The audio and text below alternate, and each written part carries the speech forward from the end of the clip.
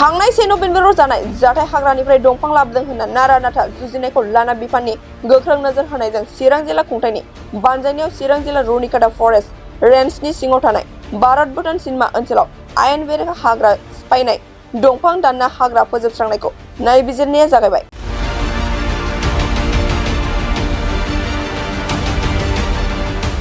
चिरां जिल्लानि उफ्रा जिल्ला बेंगिरि रिंखां मुसाहारिनि दैदेननायाव दिनै रुनिकाटा हाग्रा खोन्दोनि सिङाव थानाय गोबोरखि ओनसोलाव नायबिजिरग्रा कमिटिनि नुजाथियो आरो नायबिजिरनायखौ जागायो।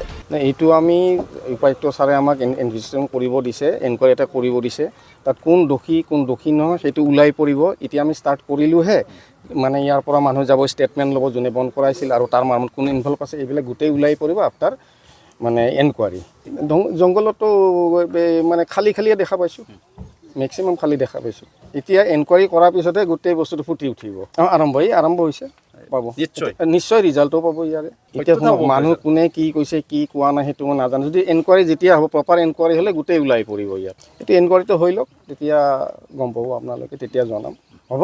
এইটো আমি উপায়ুক্ত ছাৰে আমাক ইনভেষ্টিগেশ্যন কৰিব দিছে, এনকুৱাৰী এটা কৰিব দিছে।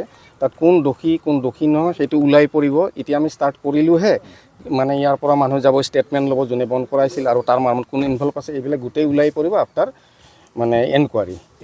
জংঘলতো মানে খালিয়ে দেখা পাইছোঁ, মেক্সিমাম খালি দেখা পাইছোঁ। এতিয়া এনকুৱাৰী কৰাৰ পিছতহে গোটেই বস্তুটো ফুটি উঠিব। আৰম্ভ হৈছে, পাব নিশ্চয় ৰিজাল্টও পাব ইয়াৰে। এতিয়া মানুহ কোনে কি কৈছে কি কোৱা নাই সেইটো মই নাজানো। যদি এনকুৱাৰী যেতিয়া হ'ব, প্ৰপাৰ এনকুৱাৰী হ'লে গোটেই ওলাই পৰিব ইয়াত। এইটো এনকুৱাৰীটো হৈ লওক, তেতিয়া গম পাব আপোনালোকে, তেতিয়া জনাম, হ'ব। बाजास्पाइ ग्लाग्राफोरनिसिम मोनसे गोनांथार फोसावथाय। क'क्राझार सहरनि दावहारु अट' एजेन्सिया दासान्दि फेस्टिभेल एन्ड एक्सचेन्ज अफार होगासिनो दं। एसेल' बिबांनि रां होग्रोनानै गाव गावनि लुबैनाय बाजाज बाइकखौ बायनो हागोन। बे सोलिफु फेस्टिभेल एन्ड एक्सचेन्ज अफाराव बाजाज कम्पानिनि गासैबो मडेलनि बाइक जेरै पालसार, सिटी, प्लेटिना, एवेन्जार, डमिनार आरो गोदानै लन्च जानाय बाजाज मडेलनि पालसार N150 खौबो मोननो हागोन। बे सोलिफु फेस्टिभेल एन्ड एक्सचेन्ज अफाराव गोबांद्राय नङा, आरसि इन्सुरेन्स लाफानानै 9,999 रां बेसेनावनो लवेस्ट डाउन पेमेन्ट होनानै बाइकखौ लानो हागोन।